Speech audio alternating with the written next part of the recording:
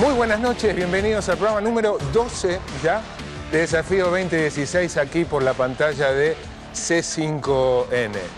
Faltan exactamente 70 días para que algunos de los 6, 5 de los cuales el próximo domingo en principio van a estar debatiendo, para que alguno de los 6 se coloque esta banda. Y lo decíamos la semana pasada y lo repetimos ahora con más motivo. La verdad que a medida que nos estamos acercando al 25 de octubre, elección en primera vuelta, van apareciendo estos que no toda la sociedad, para ser franco, parte de la sociedad reclama, que son las propuestas, los programas, las ideas, los proyectos. Empiezan a aparecer mucho más que a medida que nos acercábamos a las PASO. Por ejemplo, Daniel Scioli, ya nos contó qué piensa, si es presidente, devolverle el IVA a los jubilados que cobran la mínima y a todos los beneficiarios de la asignación universal por hijo. Él dice que de esa manera el nivel de ingreso de los jubilados sería mayor que si se les pagara el 82% móvil de los salarios que cobraban en actividad. Scioli además, por ejemplo, prometió que elevaría la inversión o el gasto en educación en el equivalente a 2 puntos del Producto Bruto Interno. ¿Cuánto representa eso? Cada punto del Producto Bruto son 5.000 millones de dólares, o sea, 10.000 millones de dólares más en inversión educativa. Esos 2 ejemplos en el caso de Scioli. Massa prometió que va a reducir 30% la presión impositiva y entre tantas otras cosas, Massa dijo que duplicaría la asignación universal por hijo. En el caso de Macri, que hasta ahora venía siendo el menos concreto, el menos específico en materia de propuestas, ahora comenzó ya una batería de medidas, de anuncios, de promesas más puntuales. Por ejemplo, estuvo en el norte, presentó un plan de desarrollo para el norte del país que denominó Plan Belgrano, que entre otras cosas contempla la inversión por año de unos 15.000 millones de dólares en infraestructura. Y además, Macri dijo que el sistema financiero, no entró en mayor detalle, pero dijo que se van a otorgar 1 millón de créditos hipotecarios. Si uno compara con las propuestas antes de las PASO o lo que había hasta hace algunas semanas atrás, nosotros criticábamos desde acá la pobreza y la escasez de propuestas, ha habido mucho avance. Ha habido mucho avance en los qué, ¿no? En los qué proponen, qué piensan, qué prometen. Ahora bien, cuando uno pasa de los qué a los cómo, o sea, cómo piensan hacer eso que prometen, cómo piensan lograr conseguir los qué, empiezan las dudas. Uno encuentra inconsistencias. Por ejemplo, ¿de dónde va a sacar Scioli el dinero para aumentar en 2 puntos la inversión educativa? Si, entre otras cosas, va a disminuir la recaudación de IVA, porque le va a devolver el IVA. Yo tengo la respuesta, no la está diciendo públicamente. En parte, desde el sciolismo, creen que ese mayor gasto, esa menor recaudación, se va a compensar con recorte en los subsidios, que es lo mismo que decir aumento en las tarifas. En eso coinciden todos los candidatos, todos los candidatos. Que va a haber aumento de tarifas, habrá que ver aumento de tarifas para quién, solo para la clase alta, hasta qué punto de la clase media. Pero sigamos comparando el qué con el cómo. En el caso de Massa, ¿cómo se compatibiliza bajar la recaudación, la presión impositiva en un 30% con un aumento al doble de las asignaciones de la asignación universal por hijo? Y en el caso de Macri, 1 millón de créditos hipotecarios. Uno puede empezar a hacer cuentas.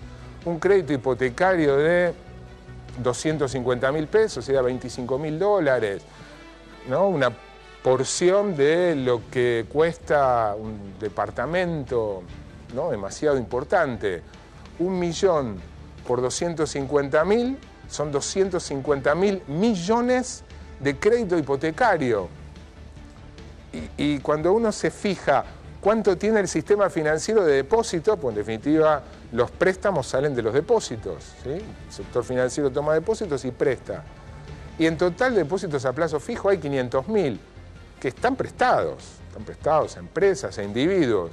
O sea, ¿de dónde va a obtener el sistema financiero público y privado 250.000 millones, suponiendo que el millón de créditos hipotecarios sean de 250.000, que no es demasiado para un crédito hipotecario, $25.000. En fin, se avanzó mucho en los qué. Ahora, cuando uno empieza a indagar en los cómo, aparecen estas inconsistencias. Vamos a hacer esfuerzos, seguir haciendo esfuerzos desde Desafío 2016 para ir encontrando los qué y los cómo. En el programa de hoy, el tema central es la pobreza, pero antes de contarte algo sobre eso, hoy te vas a enterar de los tres principales candidatos, de Scioli, de Massa, de Macri, pero además de Aníbal Fernández, de Gabriela Michetti, ahora que se habló tanto de la Embajada de Estados Unidos, por estos tironeos, estos ruidos, cortocircuito que hubo entre el gobierno entre el gobierno local y el de Estados Unidos por el paradero de Estiuso, está la embajada otra vez. ¿Qué decían los candidatos cuando no eran candidatos dentro de la embajada? Va a estar aquí Santiago O'Donnell. Santiago O'Donnell es algo así como el representante, dicho esto con todo cariño, de Julian Assange. ¿Quién es Julian Assange? El que le contó al mundo los Wikileaks. Santiago O'Donnell, en contacto con Julian Assange, nos contó a los argentinos, a través de sus notas en página y de 2 libros que publicó, qué decían Scioli, Massa, Macri, Aníbal Fernández, Gabriela Michetti, el fallecido fiscal Alberto Nisman, en la Embajada de Estados Unidos, aquí en Buenos Aires. Lo vamos a tener aquí para que nos refresque esas intimidades. El tema central va a ser la pobreza. Me parece que no hace falta explicar por qué la pobreza, más allá de la discusión de cuál es el nivel de pobreza, que le vamos a dar, la vamos a tener acá también, pero además de discutir cuánto es la pobreza, no hay duda de que pobreza hay y bastante. Nos vamos a dedicar a ver cuáles son las ideas para disminuir el nivel de pobreza. Diagnóstico del Desafío 2016 del programa de hoy, pobreza.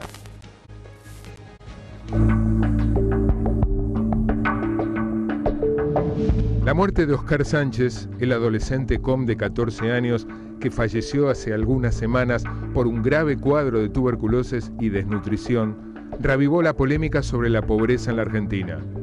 La ausencia de datos oficiales permite que cada cual haga su juego, no exento de miseria y oportunismo.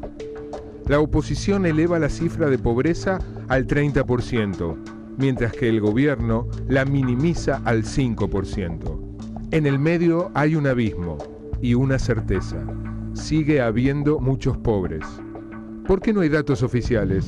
El Estado no está para contar pobres, fue la absurda respuesta de Aníbal Fernández. La excusa de Axel Kicillof no se quedó atrás. Es estigmatizante para la persona pobre, dijo el ministro de Economía. Entre los extremos que exageran la pobreza o la ningunean está la medición del Centro de Estudios Económicos y Sociales Scalabrini Ortiz, de clara identificación kirchnerista, que ubica la pobreza, es decir, la cantidad de gente que no alcanza a adquirir una canasta de consumo básico, en el 16,1%, y ubica la indigencia, es decir, la gente que no llega a una canasta básica de alimentos, en el 5,1%. Es mucha gente, muchísima. Nadie discute que la situación mejoró mucho respecto de 2003. El crecimiento económico, el aumento del empleo, la mejora en el poder adquisitivo del salario, la mayor cobertura de jubilaciones y la enorme cantidad de dinero destinado a programas sociales como la Asignación Universal por Hijo, el Plan Argentina Trabaja y otros muchos programas que totalizan más de 100.000 millones de pesos por año de beneficios, hicieron posible reducir sustancialmente los niveles de pobreza en relación al infierno de principios de siglo. Pero sigue habiendo muchos pobres. ¿Cuáles son las propuestas concretas de los candidatos?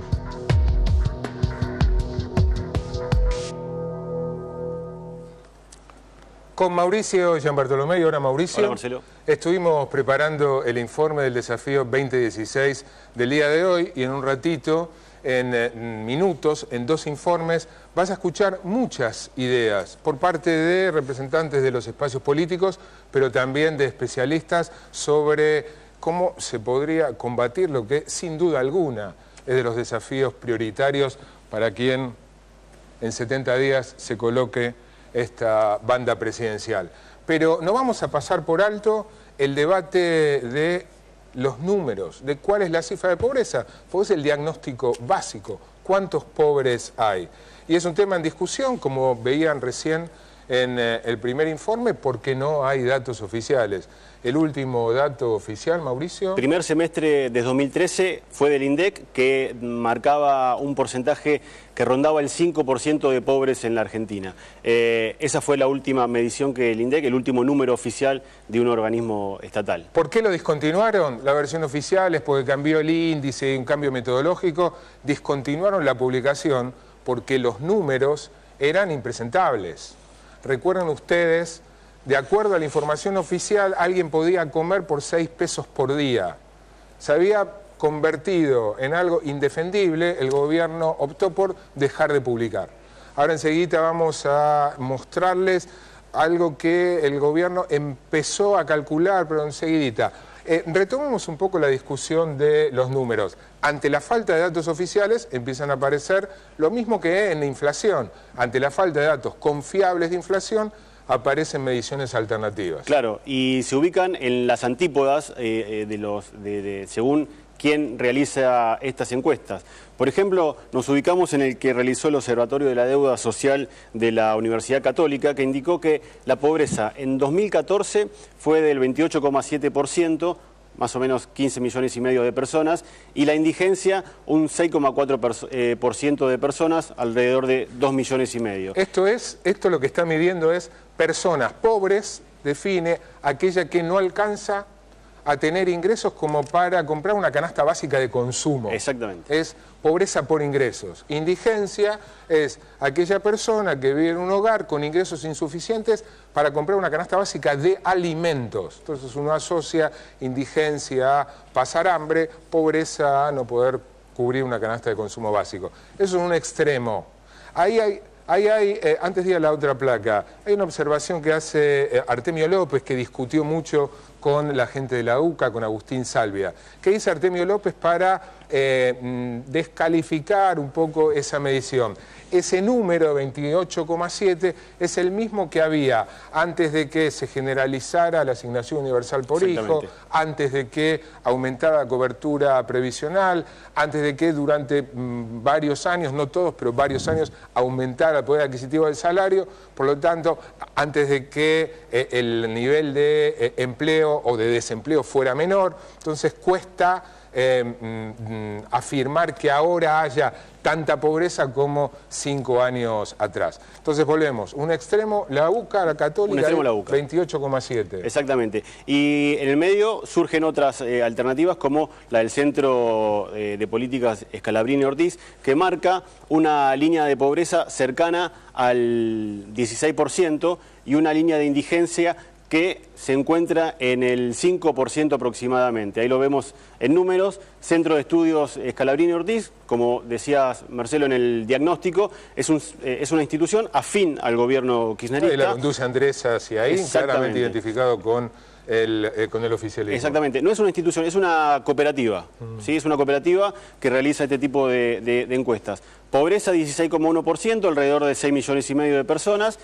Y la indigencia en un 5% aproximadamente, 2 millones de personas. Estos números son los que cierto sector del kirchnerismo se anima a reconocer en off, no en una discusión, en una charla periodística, pero off the record sí se animan a pronosticar que hay un 14, 15 o 16% de pobreza en la Argentina. Nadie es del gobierno, sí es del kirchnerismo, porque de hecho Andrés Aciaín, quien conduce este centro de estudios, es el que lo mide. Artemio López también, sociólogo afín al gobierno, reconoce que la pobreza oscila en esos números. O sea, hasta ahora tenemos el gobierno que había dicho que era 5%, la UCA 28,7% y en el medio de estas mediciones 18,7%. Hay que también decir que gente que había sido desplazada del INDEC daban números más parecidos a los de la Universidad Católica que a los que vimos recién del CESO.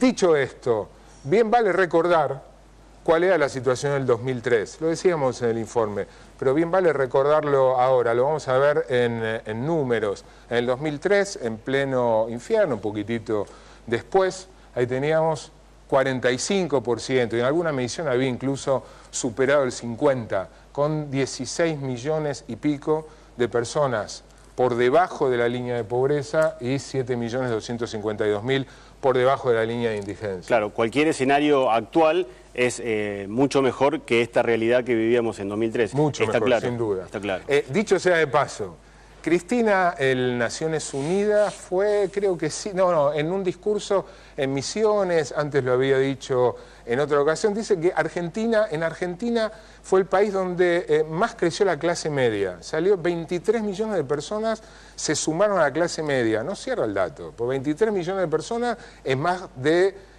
50% de la población. Si más del 50% de la población hubiese pasado a ser clase media, no habría más pobres, ¿sí? Porque el máximo de pobres que hubo fue 50%, 50 menos 50 da 0. Es cierto que la clase media creció, porque bajó la pobreza, no a nivel de 23 millones. Y decíamos antes que esta semana, colega de Mauricio en La Nación, Francisco Jueguen, publicó un dato interesante de otra manera de medir la pobreza, porque esta es la manera de medir por ingresos. Se calcula una canasta de consumo y se compara cuál es el nivel de ingresos, si alcanza o no a cubrir esa canasta. Hay otra manera que es el índice multidimensional o de pobreza estructural, que no solo toma en cuenta el nivel de ingresos, sino las condiciones de vida. Cuál es el nivel de educación, cuáles muchos indicadores de la situación habitacional. Situación educativa, situación de trabajo, decíamos educación, de acceso al agua, a las cloacas, al desagüe. Son en realidad 17 puntos que se toman para variables. Exactamente, 17 variables que se analizaron en este informe multidimensional. Y informe que venía elaborando y desde el gobierno dicen que se continúa elaborando y en algún momento van a informar públicamente, y ese número en 2012 era de, ahí lo van a ver enseguida en una placa, 25,8. Pobreza estructural, es decir, personas que no cumplían alguno de estos tres indicadores, que estaban por debajo de un nivel aceptable de dignidad de alguno de esos indicadores que marcaba recién Mauricio. Son 3 millones de hogares. El 25% de los hogares más o menos te da un número de 3 millones de hogares. Primera parte de, bueno, ¿qué pasa hacia el futuro? Vamos a escuchar a técnicos presentarnos y van a ir apareciendo en las dos partes muchas ideas como para tomar en cuenta qué hacer con la pobreza. Es muy difícil que por la mano del mercado puedan tener un ingreso digno. Ahí se necesita una intervención estatal para que los trabajadores que hoy día están, digamos, se inventaron un trabajo para salir adelante y que el mercado no les reconoce a ese trabajo una dignidad que le garantice un salario, una obra social, un acceso a la jubilación, vía políticas específicas de intervención pública que tienen que ver no solo con el Estado, sino también con el mercado, con el sector privado, con analizar la cadena en algunos casos, con el otro lado con distribuir rentas de un sector a otro, que permitan a esos sectores hoy día ir ganando digamos, derechos sociales a través del trabajo, ir ganando una política específica educativa para que los hijos de esos sectores no reproduzcan la pobreza, ir accediendo a una vivienda digna para romper los barrios de la marginación y de la exclusión. O sea, me parece que hay un gran combo de políticas que tienen que apuntar a, digamos, desarmar ese núcleo estructural de pobreza y, bueno, esperemos que se implemente. Tiene que hacerse cargo un INDEC, un Instituto Nacional de Estadística. El Estado tiene que tener un centro de estadísticas públicas federal. Con esta lógica habría que pensar en una renovación con un instituto con un alcance federal mucho mayor, con mucha mayor capacidad de producción de estadísticas sociales, con capacidad incluso de participación de la academia, del campo científico-tecnológico, en asesorar en los temas e indicadores, y al mismo tiempo con una fuerte tendencia a servir al monitoreo de las políticas sociales, de las políticas públicas, de las políticas económicas. Y bueno, esto es parte del desafío que tenemos.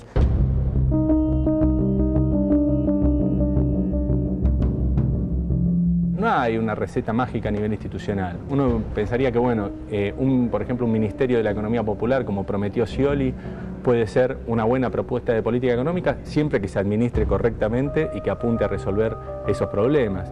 En otros países han sido secretarías que han intervenido a nivel de cada ministerio, haciendo que, por ejemplo, la política educativa no puede ser general cuando tenemos una sociedad fragmentada. Tiene que, para los sectores, por ejemplo, de la economía popular, tiene que tener una política educativa diferencial. Con el ejemplo de los bachilleratos populares, donde cada 20 alumnos hay 2 docentes, porque uno hace apoyo del otro, porque son sectores que necesitan una educación específica. Bueno, así te quiero decir, en cada área, podemos decir en la salud, en la vivienda, en el Ministerio de Trabajo, podría haber o un área específica o se podría reunir todo en un ministerio. Creo que la primera política es bajar la inflación y reactivar la inversión. La segunda es qué política nos damos de mediano y largo plazo. Y esa política de mediano y largo plazo es fomentar la microempresa articulada al sector formal y dinámico de la economía. Tenemos una pobreza estructural en Argentina que al menos convoca al 15% de los hogares. Estamos hablando de no menos de 6 o 8 millones de personas en situación de pobreza estructural, que por mucho que bajemos la inflación, que mejoremos en algo el mercado de trabajo, no va a poder generar mejores salidas o mejor inclusión social. Necesitamos más trabajo, más y mejores trabajos para los sectores de más baja calificación. Esto se consiguen con políticas que están orientadas a reactivar el mercado interno, pero también orientadas a el desarrollo local y el desarrollo regional, y a articular la microempresa familiar, que hoy concentra el 25% de los empleos, el 70% de los empleos pobres, vincularlos con el sector más dinámico de la economía.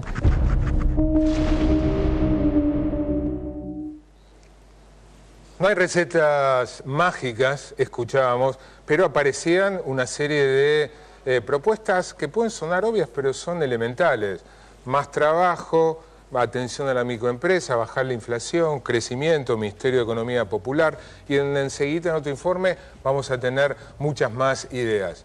¿Cómo se calcula la pobreza? Es muy fácil, es realmente muy fácil. Existe lo que se llama una canasta básica que el INDEC elaboró hace ya tiempo y que está compuesta ¿de qué, Mauricio? De 27 productos, de los cuales acá tenemos algunos. Acá tenemos la muestra de los principales. Harina, fideos, yerba, papa, azúcar. 7 kilos de papa, 6 kilos de pan.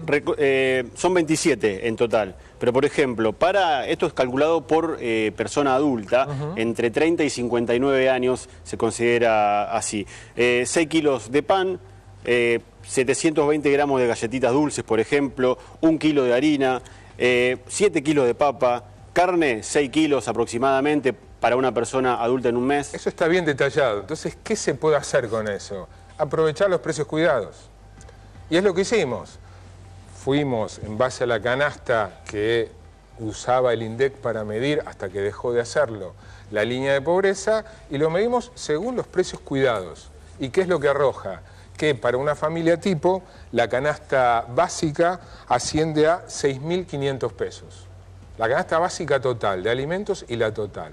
Porque la canasta total se calcula en base a la canasta de alimentos. Se aplica un coeficiente y se obtiene el valor de la canasta básica total.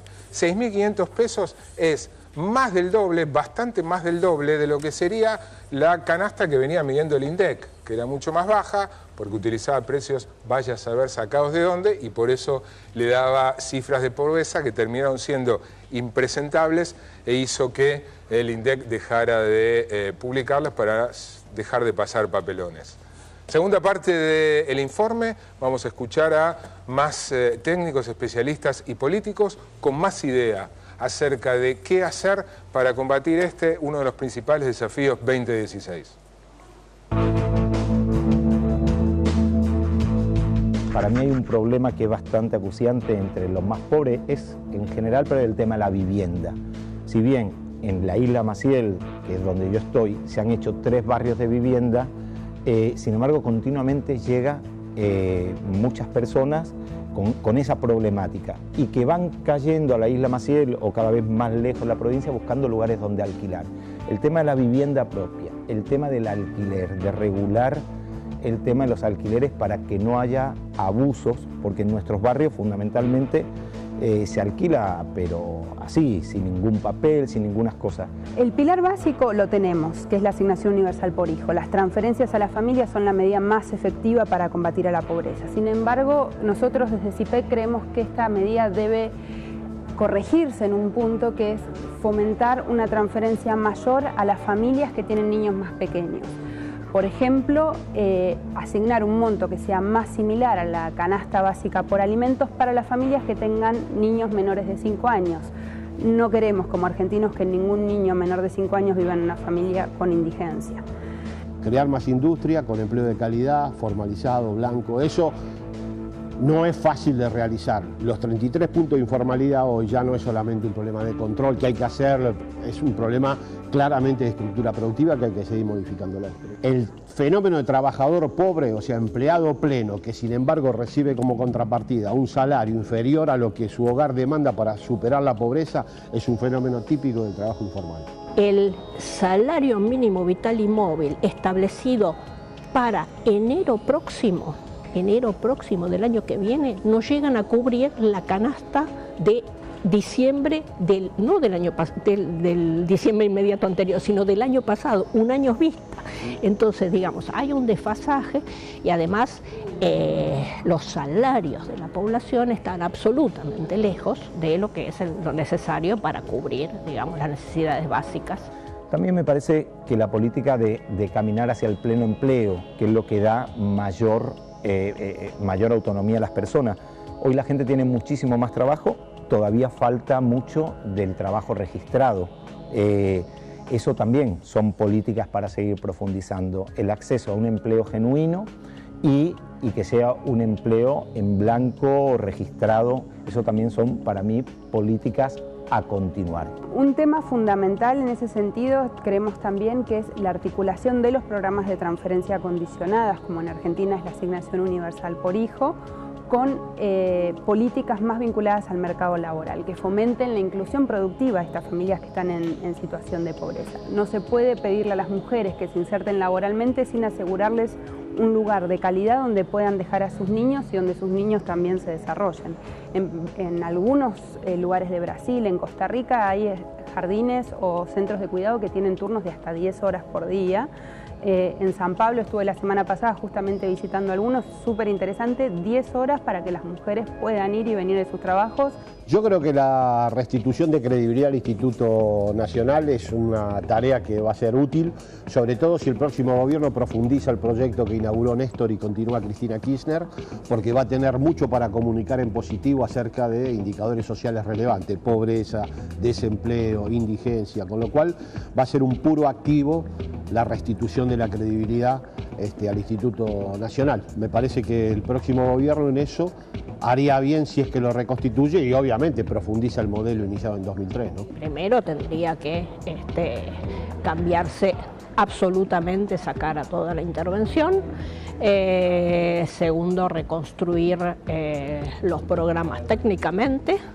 Y para poder reconstruir las estadísticas también hay que terminar no solamente con el hostigamiento a los trabajadores y las trabajadoras, sino también regularizando su situación de precariedad laboral, porque, digamos, una de las debilidades institucionales que había en el INDEC y por el cual la intervención pudo entrar y realizar todo su cometido fue justamente la precariedad laboral de sus trabajadores y trabajadoras.